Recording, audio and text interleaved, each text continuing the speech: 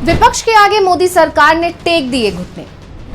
विपक्ष के दबाव में ऑपरेशन सिंदूर पर चर्चा को तैयार सरकार। ऑपरेशन सिंदूर पर विपक्ष के सवालों को सुनेंगे पीएम मोदी।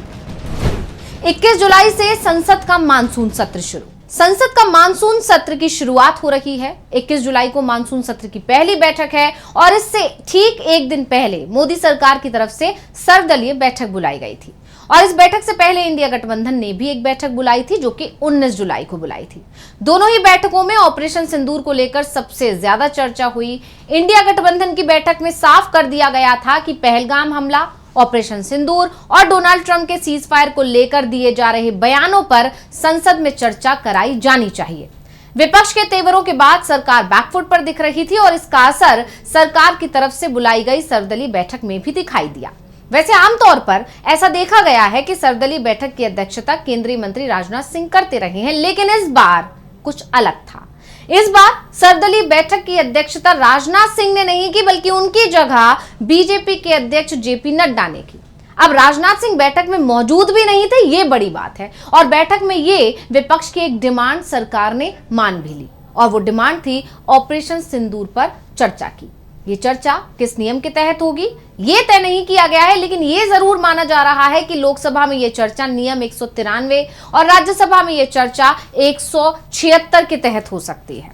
तो ऑपरेशन सिंदूर पर मोदी सरकार का चर्चा कराना विपक्ष की एक बड़ी जीत मानी जा रही है। तो सवाल यहाँ ये है कि आखिर क्यों विपक्ष के आगे मोदी सरकार को घुटने टेकने पड़ गए हैं। आज हम इसी सवाल को लेकर अपनी स्पेशल रिपोर्ट में करेंगे बात। नमस्कार, मैं हूं अंशिता। मोदी सरकार ने विपक्ष के आगे घुटने टेक दिए हैं। ये पहली बार नहीं हुआ है, लगातार देखा जा रहा है कि मोदी सरकार अब विपक्ष की ताकत के आगे मजबूर और कमजोर दिखाई दे रही है। आपको याद होगा 22 अप्रैल को पहलगाम में आतंकी हमला हुआ और इसके बाद से ही विपक्ष मांग कर रहा था कि सरकार सर्वदलीय बैठक बुलाए और इसकी अध्यक्षता प्रधानमंत्री नरेंद्र मोदी करें।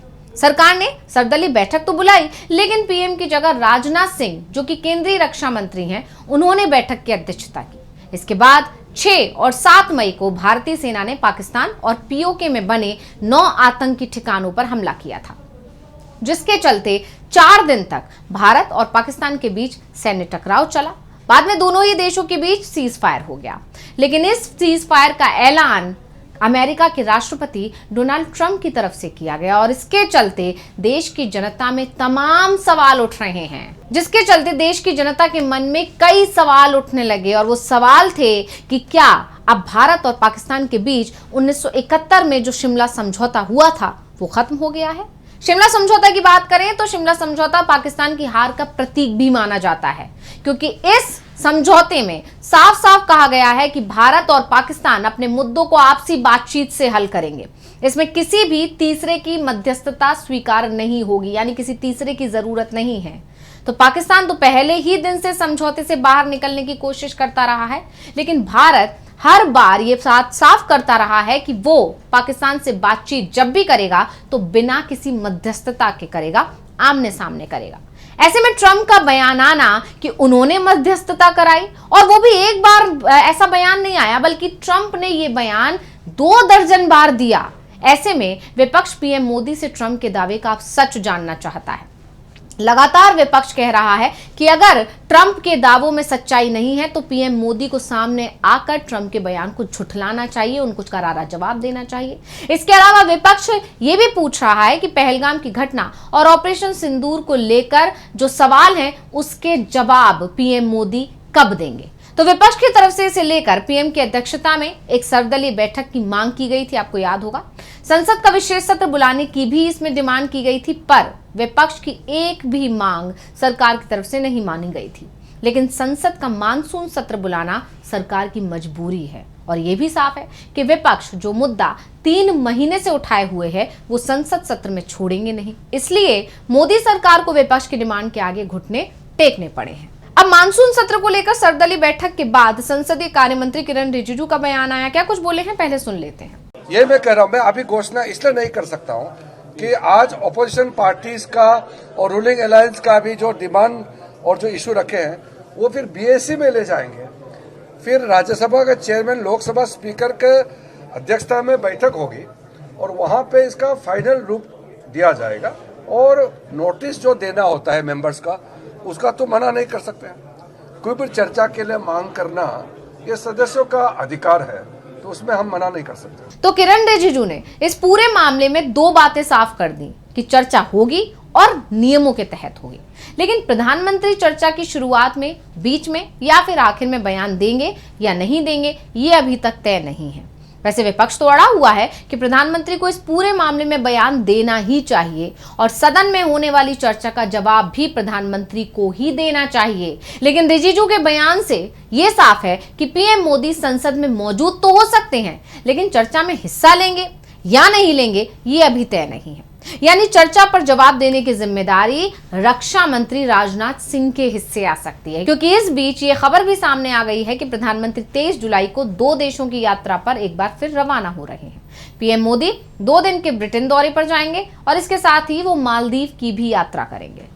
भारत और मालदीव के बीच जो संबंध बिगड़े हुए हैं पिछले दिनों, उन सब के बीच ये यात्रा अब काफी महत्वपूर्ण मानी जा रही है। पीएम मोदी 27 जुलाई को वापस भारत लौटेंगे। ऐसे में एक बात साफ है कि पहले सप्ताह ऑपरेशन सिंदूर के मामले में सदन में चर्चा नहीं होगी, और अगर होगी भी तो फिर पीएम मोदी सदन में मौजूद ही नहीं रहेंगे। ये भी माना जा रहा है कि लोकसभा में नियम 193 और राज्यसभा में नियम 176 के तहत चर्चा हो सकती है। तो अब आपको इन नियमों के बारे में भी थोड़ी जानकारी दे देते हैं। ये नियम संसद सदस्यों को सार्वजनिक महत्व के मामलों पर चर्चा करने की अनुमति देता है, बिना किसी औपचारिक प्रस्ताव या मतदान के। इस नियम के तहत सदस्य सरकार का ध्यान किसी विशेषज्ञ मुद्दे की ओर आकर्षित कर सकते हैं और सरकार से इस पर कार्रवाई करने या फिर स्पष्टीकरण देने का अनुरोध कर सकते हैं। इस प्रकार की चर्चाओं में सदस्य अपने विचार व्यक्त करते हैं, सरकार की नीतियों पर टिप्पणी करते हैं और संबंधित मुद्दों पर अपनी राय देते हैं। अब इन सब के अलावा सवाल ये भी उठ रहे हैं कि अगर प्रधानमंत्री की तरफ से ऑपरेशन सिंदूर को लेकर सदन में होने वाली चर्चा में हस्तक्षेप ही नहीं किया जाता है, शामिल नहीं हुआ जाता है या शामिल होकर भी जवाब नहीं दिया जाता है, तो विपक्ष के सवालों के जवाब नहीं दिए जाते हैं, तो विपक्ष की रणनीति आखिर क्या होगी? क्योंकि विपक्ष पहले ही दिन से इस मुद्दे पर पीएम से जवाब चाहता है। पीएम मोदी तमाम सियासी रैलियों में ऑपरेशन सिंदूर को लेकर बहुत कुछ बोल रहे हैं।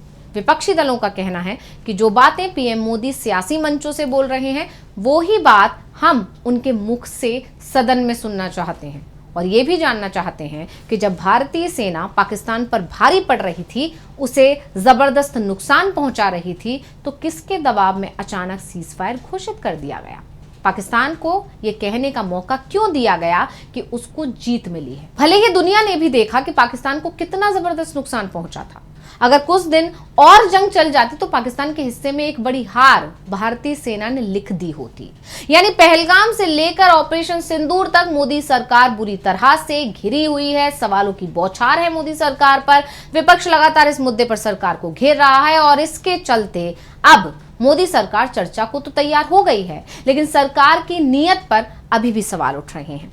वैसे ये भी कहा जा रहा है कि सरकार इस सत्र में हाई कोर्ट जज जस्टिस यशवंत वर्मा के खिलाफ महाभियोग प्रस्ताव भी लेकर आ रही है और इसे पास कराने के लिए उसे विपक्ष के सहयोग की जरूरत है।